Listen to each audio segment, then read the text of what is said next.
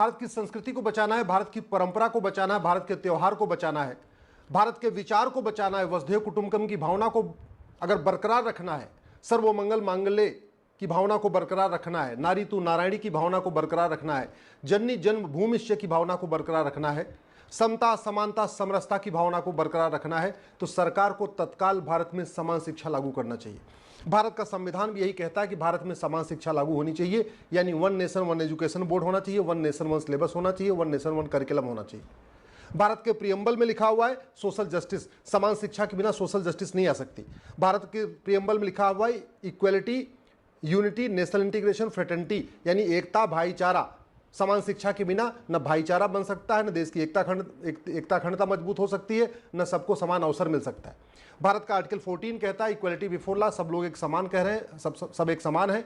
Article 15 कहता है किसी के साथ भेदभाव नहीं करना। आर्टिकल 16 कहता है सबको समान अवसर देना। समान अवसर तब मिलेगा जब पूरे देश में समान शिक्षा होगी, ज़्यादा नहीं तो कम से कम 10वीं तक सबके लिए समान शिक्षा हो। भारत का आर्टिकल 17 कहता है छुआछूत खत्म होनी चाहिए, वो तभी रुक पाएगी जब भारत में समान शिक्षा होगी। भारत का आर्टिकल 21 कहता है कि राइट टू एजुकेशन यानी शिक्षा का अधिकार एक फंडामेंटल राइट है, मौलिक अधिकार है, और जो फंडामेंटल राइट होता है वो भेदभाव करने वाला नहीं होता है। इस बारे में 2011 में सुप्रीम कोर्ट की 3 जजों की बेंच ने एक जजमेंट दिया है। केस का नाम है के श्याम सुंदर वर्सेस स्टेट ऑफ तमिलनाडु, जिसमें सुप्रीम कोर्ट की 3 जजों की बेंच, जिसमें जस्टिस जे एम पंचाल थे, जस्टिस दीपक वर्मा थे, जस्टिस बी एस चौहान थे, उन्होंने कहा था कि भारत में यूनिफॉर्म एजुकेशन सिस्टम लागू करने की जरूरत है। सब अपनी अपनी भाषा में पढ़ें, तमिलनाडु वाले अपनी भाषा में पढ़ें, बंगाल वाले बंगाली में पढ़ें, गुजरात वाले गुजराती में पढ़ें, महाराष्ट्र वाले मराठी में पढ़ें, लेकिन सिलेबस और करिकुलम एक समान होना चाहिए। यानी जैसे पूरे देश में रेलवे चलाने के लिए एक रेलवे बोर्ड है, ऐसे पूरे देश के स्कूल चलाने के लिए एक एजुकेशन बोर्ड होना चाहिए। जैसे पूरे देश में वन टैक्स हो चुका है, जीएसटी हो चुका है, ऐसे पूरे देश का सिलेबस एक होना चाहिए, करिकुलम कॉमन होना चाहिए। हाँ, भाषा अपनी अपनी हो सकती है, अपनी अपनी मातृभाषा हो सकती है। आर्टिकल 25 कहता है कि सबको फ्रीडम ऑफ रिलीजन है, लेकिन याद रखिएगा फ्रीडम ऑफ रिलीजन है, फ्रीडम ऑफ कन्वर्जन है, कन्वर्जन नहीं है। आर्टिकल 25 में रीतियों की आज़ादी है, कुरीतियों की नहीं, प्रथा की आज़ादी है, कुप्रथा की नहीं, धर्म की आज़ादी है, धर्मांतरण की नहीं। और सबसे बड़ी बात, आर्टिकल 25 में आज तक धर्म क्या होता है, रिलीजन क्या होता है, इसको डिफाइन ही नहीं किया गया। मेरी PIL चल रही है, सरकार को नोटिस भी हुआ है, लेकिन अभी तक आज तक सरकार ने धर्म क्या होता है, रिलीजन क्या होता है, इसको डिफाइन नहीं किया। और नतीजा ये है कि मैं देख रहा हूं सुप्रीम कोर्ट के जज भी धर्म और रिलीजन को लेकर कंफ्यूज हैं। हमारे बड़े बड़े जो मठाधीश हैं, धर्मगुरु हैं, वो भी धर्म और रिलीजन को लेकर कंफ्यूज हैं। सांसद, विधायक, मंत्री, नेता, अभिनेता, लेखक, पत्रकार, कलमकार, सब धर्म और रिलीजन को लेकर कंफ्यूज हो रखे हैं। धर्म को रिलीजन समझ रहे हैं, रिलीजन को धर्म समझ रहे हैं, जबकि दोनों में जमीन आसमान का अंतर होता है। आर्टिकल 28 कहता है कि आप भारत में रिलीजियस एजुकेशन नहीं दे सकते। बिल्कुल मैं सहमत हूं, रिलीजियस एजुकेशन नहीं होनी चाहिए, लेकिन धार्मिक शिक्षा होनी चाहिए। धर्म अलग है, रिलीजन अलग है। आर्टिकल 28 कहता है कि रिलीजियस एजुकेशन नहीं होगी, यानी स्कूलों में, सरकारी स्कूलों में, सरकार के द्वारा फंडेड स्कूलों में कुरान नहीं पढ़ाई जा सकती क्योंकि वो रिलीजियस बुक है। वो बाइबल नहीं पढ़ाई जा सकती क्योंकि वो रिलीजियस बुक है। लेकिन आर्टिकल 28 धार्मिक शिक्षा का विरोध नहीं करता। इसका मतलब भगवत गीता पढ़ाई जा सकती है, रामायण पढ़ाया जा सकता है, उत्तरकांड में जो राम राज्य की कल्पना है उसको पढ़ाया जा सकता है।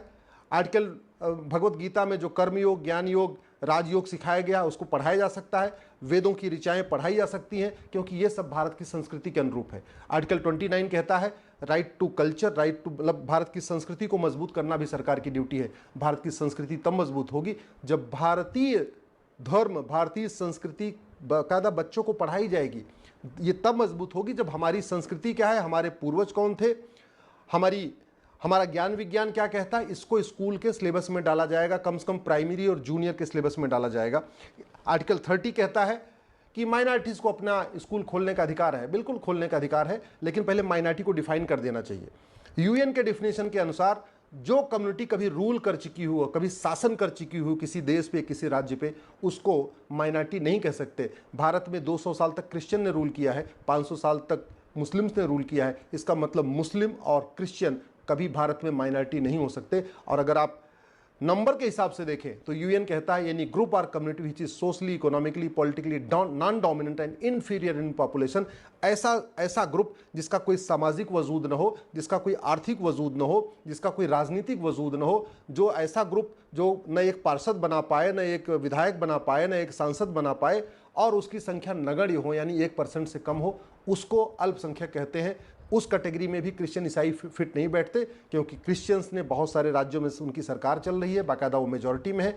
मुस्लिम भी भारत में बड़े पैमाने पर डिसाइड करते हैं कौन सांसद बनेगा, कौन विधायक बनेगा, कौन पार्षद बनेगा, कौन प्रधान बनेगा, और वो खुद भी बनते हैं। तो इसलिए यूएन के डेफिनेशन के अगर हम भारत में लागू कर दें कि 1% से ज़्यादा वाला माइनॉरिटी नहीं होगा और रूलिंग कम्युनिटी माइनॉरिटी नहीं होगी, तो बहुत सारी समस्याओं का समाधान हो जाएगा। भारत में आर्टिकल 51A जो फंडामेंटल ड्यूटी है वो भी कहता है कि साइंटिफिक टेम्पर डेवलप करिए, वैज्ञानिक सोच विकसित करिए। वैज्ञानिक सोच तब विकसित होगी जब पहले भारत में कम से कम 10वीं तक 16 साल तक सभी बच्चे वैज्ञानिक दृष्टिकोण को पढ़ेंगे। अगर उनको बचपन से ही उनको रिलीजियस बुक पढ़ाई जाएगी तो वो वैज्ञानिक सोच विकसित नहीं कर पाएंगे। फिर किताबों में जो लिखा है वो उसी को सच मानेंगे, उस पर तर्क नहीं कर पाएंगे। वो कभी ये नहीं सोच पाएंगे कि ये जो किताब में लिखा है ये सच है कि गलत है। मेरा व्यक्तिगत ये मानना है, चाहे वो वेद हो, चाहे पुराण हो, चाहे गीता हो, चाहे रामायण हो, चाहे कुरान हो, चाहे बाइबिल हो, सब पे बाकायदा तार्किक तरीके से उस पर सोचने की आज़ादी सबको मिलनी चाहिए। संविधान में कहता है फ्रीडम ऑफ एक्सप्रेशन है, फ्रीडम ऑफ थॉट है, सबको बोलने सोचने की आज़ादी है। तो बोलने सोचने की आज़ादी तब होगी ना जब पहले बच्चा समझने लायक समझदार हो जाएगा। अगर उसको बचपन में वो किताब पढ़ा दी जाएगी तो समझदार कैसे होगा, वो सोचेगा कैसे, तर्क कैसे करेगा। बड़ी सबसे इंपॉर्टेंट बात यह है कि भारत की जो वर्तमान शिक्षा है न वो भारत की संस्कृति को मजबूत करती है, न भारत की परंपरा को मजबूत करती है, न ह्यूमैनिटी को मजबूत करती है। सच्चाई तो ये है कि वो केवल डॉक्टर बना रही, इंजीनियर बना रही है और अलग अलग चीज़ों को कर रही है। और ये शिक्षा घटिया है, इसीलिए न जातिवाद कम हो रहा है, न भाषावाद कम हो रहा है, न क्षेत्रवाद कम हो रहा है, न कट्टरवाद कम हो रहा है, न जिहाद कम हो रहा है, न मजहबी उन्माद कम हो रहा है। शिक्षा घटिया है, इसलिए धर्मांतरण नहीं रुक रहा है। शिक्षा को ठीक करने के लिए संविधान में कोई संशोधन की जरूरत नहीं है। संविधान में सब पहले से लिखा हुआ है। केवल राइट टू एजुकेशन जो पार्लियामेंट में बना है, इसको इक्वल शब्द जोड़ देने की जरूरत है। ये हो जाएगा right to equal education. Equal education होते ही आप भारत में समान शिक्षा लागू कर सकते हैं, फिर कोई रोक नहीं सकता। वैसे भी एजुकेशन कॉन्करेंट में है, ये पार्लियामेंट ने एक एक्ट बनाया हुआ है, इसका मतलब पार्लियामेंट को इस कानून को बदलने का अधिकार है। केवल उसमें इतना काम करना है कि इक्वल शब्द जोड़ना है। जो राइट टू एजुकेशन अभी 6 से 14 साल लागू होता है, इसको 6 से 16 साल तक करना है। अभी कक्षा 1 से कक्षा 8 तक लागू होता है, इसको कक्षा 1 से कक्षा 10 तक आगे बढ़ाने की ज़रूरत है। और भारत में फिर 555 अपना एजुकेशन सिस्टम होना चाहिए। 5 साल का प्राइमरी, 5 साल का सेकेंडरी और 5 साल का ग्रेजुएशन। आप 5 साल तक के प्राइमरी में केवल और केवल उसको जापान की तरीके उसको इंसान बनाइए, बच्चे को अच्छा इंसान बनाइए। 5 साल के सेकेंडरी में उसको विषय पढ़ाइए, उसको फिजिक्स पढ़ाइए, केमिस्ट्री पढ़ाइए, मैथ पढ़ाइए, जूलॉजी पढ़ाइए, बॉटनी पढ़ाइए, बाकी सब पढ़ाइए, जिससे उसका दिमाग परिपक्व हो जाए। हाँ, उसने जब 10वीं कर लिया उसके बाद उसको जो करना हो, उसको मौलवी बनना है अपना कुरान पढ़े, उसको पादरी बनना है वो बाइबल पढ़े, जिसको ज्योतिषी बनना है या अपना धर्मगुरु बनना है वो अपना आचार्य बनना है, वो भगवत गीता पढ़े, वेद पढ़े, रामायण पढ़े, रामचरितमानस पढ़े, जिसको जो। लेकिन कम से कम 10वीं तक सभी बच्चे मिनिमम एजुकेशन ले लें, जिससे उनका दिमाग इतना खुल जाए कि वो वेद पढ़ें या कुरान पढ़ें या बाइबल पढ़ें या रामचरितमानस पढ़ें तो उसको अच्छी तरीके से सोच सकें, उसको निष्पक्ष भाव के स्वतंत्र भाव से सोच सके। इसलिए ज़्यादा ज़रूरी है। भारत में बांग्लादेश पे इस समय चर्चा हो रही है।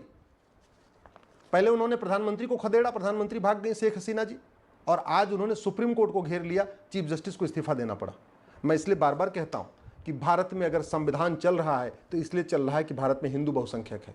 भारत में अगर सुप्रीम कोर्ट जो फैसला देती है कोई उसका विरोध नहीं करता, उसका मूल कारण है कि भारत में हिंदू बहुसंख्यक है। भारत के प्रियम्बल में सेकुलर शब्द जोड़ दिया, किसी ने विरोध नहीं किया क्योंकि हिंदू बहुसंख्यक है। भारत में तख्ता पलट नहीं होता क्योंकि हिंदू बहुसंख्यक है। भारत में लोकतंत्र चल रहा है क्योंकि हिंदू बहुसंख्यक है। भारत में सेना विद्रोह नहीं करती क्योंकि हिंदू बहुसंख्यक है। भारत के नेता, भारत के नौकरशाह कभी पॉलिटिकल पार्टियों के खिलाफ कोई साजिश नहीं करते क्योंकि वहाँ पे भी हिंदू बहुसंख्यक है। जिस दिन हिंदू की संख्या घटेगी अराजकता बढ़ेगी। दुर्भाग्यवश जो कुछ बांग्लादेश में हो रहा है ये पहले कश्मीर में हो चुका है। जो कुछ कश्मीर में हो चुका है वो 1947 में पाकिस्तान में हो चुका है। जो पाकिस्तान में हो चुका है वो उसके पहले अफगानिस्तान में हो चुका है। अगर आप संख्या देखें तो लगातार हिंदुओं की संख्या घटी है। 7वीं शताब्दी से हिंदू घटने शुरू हुए हैं और लगातार घटते गए। उदाहरण के लिए 7वीं शताब्दी में हिंदुस्तान की जो जनसंख्या थी वो 40 करोड़ थी। 8वीं शताब्दी में 1 करोड़ कम हो गई, 39 करोड़ हो गई। 9वीं शताब्दी में 38 करोड़ हो गई, 1 करोड़ और कम हो गई। इसका मतलब भारत बटा, भारत घटा। 10वीं शताब्दी में भारत की जनसंख्या 36 करोड़ हो गई, इसका मतलब भारत घटा और भारत बटा। 12वीं शताब्दी में भारत की जनसंख्या 28 करोड़ हो गई, इसका मतलब भारत बटा और भारत घटा। 13वीं शताब्दी में भारत की जनसंख्या 23 करोड़ हो गई, इसका मतलब भारत बटा, भारत घटा। 14वीं शताब्दी में भारत की जनसंख्या 18 करोड़ हो गई, इसका मतलब भारत बटा, भारत घटा। 16वीं शताब्दी में भारत की जनसंख्या 16 करोड़ हो गई, 14 करोड़ हो गई, इसका मतलब भारत बटा, भारत घटा। तो आप जरा देखिए कि 7वीं शताब्दी से लेकर बाबर तक लगातार भारत बटा है, भारत घटा है। और आज की डेट में भारत के पड़ोस में जितने देश हैं ये सब भारत के हिस्सा थे। कभी मालदीव भारत का हिस्सा था 9वीं शताब्दी में, अफगानिस्तान भारत का हिस्सा था 16वीं शताब्दी में, पाकिस्तान भारत का हिस्सा था 1947 में, बांग्लादेश भारत का हिस्सा था 1947 में, नेपाल भी भारत का हिस्सा था। तो आज की डेट में जो भारत के पड़ोसी देश हैं, इसमें चाइना को छोड़ दीजिए तो बाकी 8 जो देश हैं आपका, अफगानिस्तान, पाकिस्तान, बांग्लादेश, मालदीव, नेपाल, म्यांमार, श्रीलंका, ये सब कभी भारत के हिस्सा हुआ करते थे। एक एक करके निकलते गए, भारत बढ़ता रहा, भारत घटता रहा। अब इस पर चिंतन करने की ज़रूरत है कि भारत बढ़ क्यों रहा था, भारत घट क्यों रहा था। ये भी सोचने की ज़रूरत है कि दुनिया के सारे आतंकवादी संगठन, चाहे वो अलकायदा हो, चाहे अल अंसार डाइन हो, चाहे जितने भी बोको हराम हो, या जितने भी संगठन हैं जैसे मोहम्मद हो, चाहे जैसे अल अस्का है, जितने भी संगठन हैं दुनिया के इस्लामिक संगठन, वो एक ही रिलीजन से क्यों आ रहे हैं, ये सोचने की ज़रूरत है। हमारी शिक्षा व्यवस्था अगर हमने ठीक नहीं किया तो जो आज बांग्लादेश में हो रहा है, जो कश्मीर में हुआ, जो आपके पाकिस्तान में हुआ, वो भारत में होगा। इसलिए ज़रूरत इस बात की है कि भारत की शिक्षा को बदला जाए, भारत में समान शिक्षा लागू किया जाए। हमारी परंपरा क्या रही, हमारे संस्कार क्या क्या रहे, उनको सिखाया जाए। हमारे पूर्वज कौन थे, उनको सिखाया जाए। भारत में दुनिया भर के वहसी दरिंदों को पढ़ाया जाता है, लेकिन कभी महर्षि अंगिरा, महर्षि याज्ञवल्क्य, महर्षि अक्षपाद, महर्षि रैक, महर्षि अगस्त्य, महर्षि लोमस, महर्षि अग्निवेश, महर्षि वशिष्ठ, महर्षि अजातशत्रु, महर्षि वात्स्यायन, महर्षि अत्रि, महर्षि वामदेव, महर्षि अष्टावक्र, महर्षि वाल्मीकि, महर्षि आत्रेय, महर्षि विश्रवा, महर्षि कण्व, महर्षि विश्वामित्र, महर्षि कपिल, महर्षि व्यास, महर्षि कश्यप, महर्षि वैशंपायन, महर्षि कात्यायन, महर्षि संभंग, महर्षि कृपाचार्य, सुखदेव, गर्ग, शुक्राचार्य, सत्यकाम, गोभिला, जाबाल, गौड़पाद, सुतीर्ण, च्यवन, सुमंत, जमदग्नि, जैमिनी, मरीच, दत्तात्रेय, अंगिरस, दधीच, पुलह, देवल, क्रतु, धौम्य, सोनक, कड़ाद, पराशर, भास्कराचार्य, पुलस, चरक, भारद्वाज, कर्दम, भृगु, गौतम, बौद्धायन, मैत्रायण। हम अपने ऋषियों महर्षियों को पढ़ाते ही नहीं, कभी पढ़ाते ही नहीं। हम बाबर, हुमायूं, तुगलक, गजनी, गोरी को पढ़ाते हैं, लेकिन हमारे यहाँ जितने एक से बढ़ के एक महान राजा हुए, राजा इच्छाक, राजा कुच्छी, राजा बाण, राजा अनड़, राजा पृथु, राजा त्रिशंकु, राजा धुंधुमार, राजा यूनास, राजा मानधाता, राजा सुसंधि, राजा ध्रुवसंधि, राजा भरत, राजा आसित, राजा सगर, राजा असमंज, राजा अंशुमान, राजा दिलीप, राजा भगीरथ, राजा कुकुस, राजा रघु, राजा संखड़, राजा सुदर्शन, राजा अग्निवर्ण, राजा शीघ्रक, राजा मरु, राजा अम्बरीश, राजा नहुस, राजा यति, राजा नाभाग, राजा अज, राजा दशरथ।